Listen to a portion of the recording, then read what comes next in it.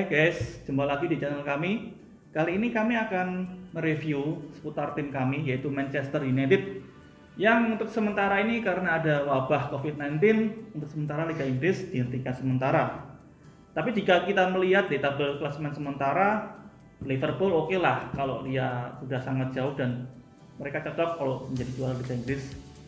Dan untuk MU sendiri yang saat ini sedang di peringkat 5, ini kita masih nggak tahu ya apakah dapat lolos Liga Champions musim depan atau tidak. Tapi kita akan mengulas MU kurang lebih besarnya seperti apa. Di samping saya ada Anton juga. Di sini menurutmu Anton juga, MU yang musim ini ya dan musim yang kemarin sebelum ada Bruno Fernandes dan Odin Ighalo, menurutmu bagaimana? Sebenarnya kalau kita lihat MU sebelum dan sesudah ada Bruno ini kan juga berbeda banget ya. Kita bicara dari strateginya si Ole. Ole ini meskipun dia dibilang oleh banyak pengamat sepak bola yang dibilang bahwa Ole ini miskin taktik, kalau saya melihat sebenarnya Ole ini bukan miskin taktik sebenarnya, tapi lebih Ole ini belum menemukan pemain yang sesuai dengan kebutuhan dari MU. Kalau kita lihat sebelum datangnya Bruno ini, emang sih MU ini kayak labil lah kalau kita bilang, karena MU ini nggak konsisten dalam menghadapi tim-tim yang di bawahnya, sedangkan kalau menghadapi tim-tim di atasnya MU ini lebih baik ya. Itu kembali lagi sih karena strategi Ole itu lebih mengandalkan ke counter attack, serangan balik.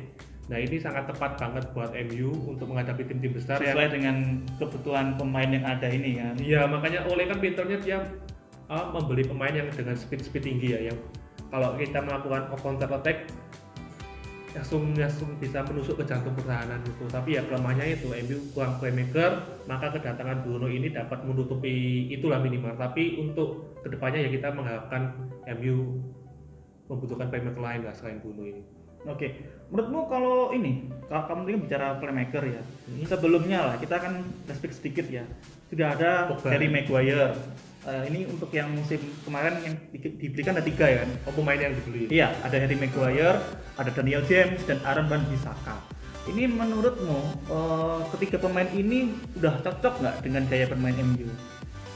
Nah ini kan kita lihat bahwa kehebatan Ole, kita juga akui Ole ini hebat dalam memilih pemain. Dia tuh sangat tahu pemain apa yang harus dibeli. Jadi dia nggak asal-asalan beli seperti pelatih sebelumnya yang beli Angel Di Maria, beli Falcao, beli yang mahal itu apa lagi, Memphis Depay, dan banyak pemain yang harganya nggak mahal lah. Nah sedangkan Harry Maguire ini kan meskipun harganya dia juga tinggi, tapi kita lihat bahwa Harry Maguire ini dapat perform di bawah Ole. Ya, saya lihat juga Harry Maguire berduet dengan Victor Lindelof juga bagus sih. Iya, meskipun harus diakui bahwa Victor Lindelof ini secara defense mungkin dia agak kewalahan juga ya. Tapi dari segi visi ya kita lihat, kalau menurut saya pribadi ya, kalau Lindelof ini punya visi lah untuk membantu penyerangan. Juga Harry Maguire. Kemudian kalau Wan-Bissaka ini kan dapat dikatakan sebagai salah satu pembelian terbaik juga ya, oleh dia adalah back sayap yang sulit dilewati oleh striker di Liga Premier ini.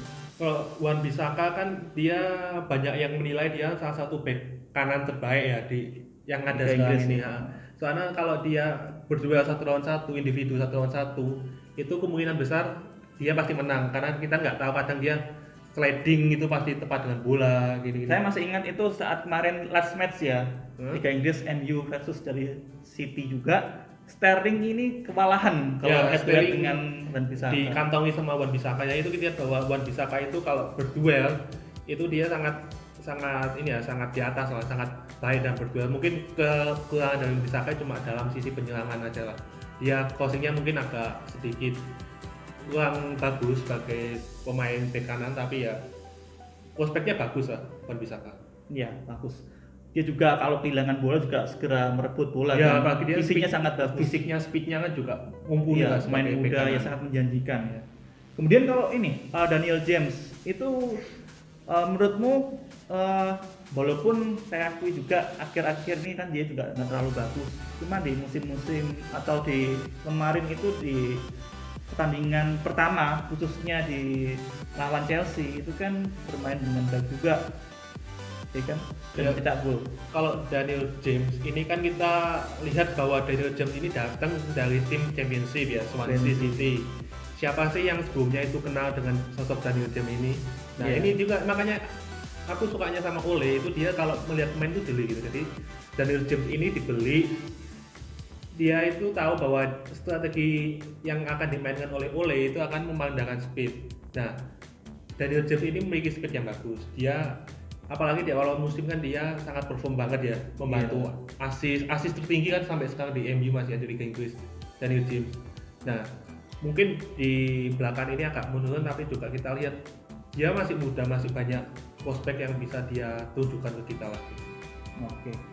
Kemudian kalau kita mengacu di Liga Inggris sekarang, terutama di tabel klasemen sementara, MU kan ada di peringkat 5 nih, ya kan.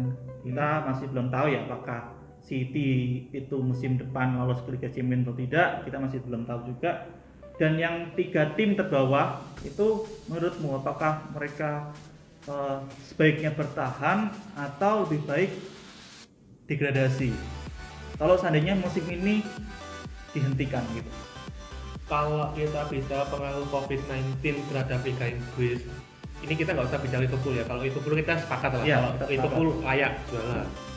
Sedangkan kalau yang tim yang di zona bawah yang masuk ke zona degradasi, itu kemungkinan kalau mau adil ya, kalau kita mau fair-fairan, kalau kita mau adil, ya lebih baik ketiga tim ini tetap stay lah di Liga Inggris. Karena kan juga nggak mungkin kita bisa mengacu pada klasemen sekarang siapa yang harus diturunkan ke Championship. Mungkin di musim depan ada 2 tim promosi yang naik, jadi total tim di Liga Inggris ada 22 ya. Sedangkan kalau yang di zona Liga Champion, nah ini persoalan juga nih. Kalau di zona Liga Champion kan yang tadi sudah dibilang sisih poin ketat banget antara 2 sampai 3. Betul. 2, oh enggak, kalau City saya rasa dia udah, kalau dia dikabulkan oleh nanti keputusan bandingnya dia Liga Champions masih oke lah. Yang sekarang ini masih merebut itu kan peringkat 3 dan peringkat 4 ada Leicester, Chelsea, MU, Wolves, Arsenal. Ini saya rasa yang masih memungkinkan untuk merebutkan tiket Liga Champions musim depan. Cuman kalau saya sebagai fansnya Manchester United ya menginginkan MU lolos, kan. Cuman ya itu tadi kembali apakah musim ini dapat dilanjutkan atau tidak kan kita masih belum tahu. Tapi ya kita berharap sebagai fans ya kita inginnya MU dapat lolos ke Champions terlepas dari wabah COVID-19, dan walaupun nanti seandainya musim ini dilanjutkan, saya rasa MU di pertandingan akhir-akhir ini apalagi setelah ada kedatangan Bruno bermainnya juga lebih bagus, saya rasa ya lagi on fire, MU dapat ya lolos di Liga Champions lah seperti itu. Mungkin kamu kan ada closing statement seputar MU untuk musim ini. Kalau kita bicara MU musim ini ya, itu meskipun banyak yang bilang MU ini nggak konsisten ya, kita harus mengakui memang MU tidak konsisten. Tapi kan kita lihat bahwa ini musim pertama Ole pegang MU. Iya. Ole masih ada kontrak antara 2 sampai 3 tahun lagi. Ya kita sebagai fans harus bersabar lah. Kita menunggu kinerja dari Ole ini seperti apa. Betul. Sekarang MU itu sudah di dalam jalan yang tepat, pembelian dari Ole ini juga sudah tepat. Mungkin nggak sekarang MU dapat juara, tapi dari sisi permainan itu kalau menurut saya sudah lebih jauh meningkat daripada zamannya mau. Karena MU yang sekarang ini lebih kelihatan ceria gitu, lebih ekspresif, lebih berani main terbuka. Jadi Iya. melihat Mentalnya dan juga sudah baik. membaik dibandingkan musim-musim sebelumnya yang mungkin tekanan Iya, pemain tekanan di tim sekelas MU kan tekanan pasti besar juga. Oke, kalau gitu. Oke, teman-teman, mungkin sekian dulu video review kami tentang Manchester United.